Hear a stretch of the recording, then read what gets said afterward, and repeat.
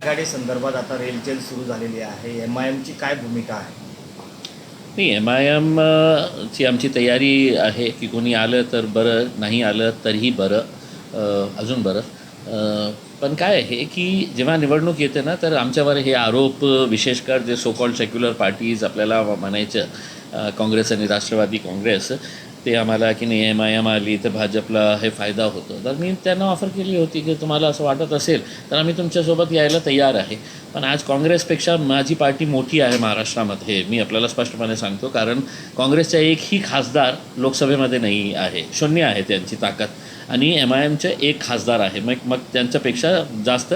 तर त्यांनी माझ्याकडे यायला पाहिजे खऱ्या अर्थाने की तुम्ही आम्हाला घेतो का सोबत.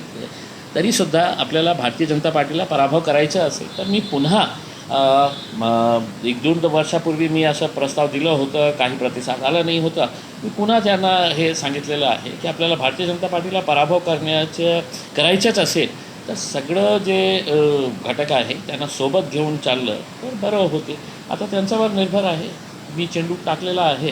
आता त्यांचं काय उत्तर येतील ते बघू आपण. लोकशाही मराठी ऐका, पहा, जागरूक रहा.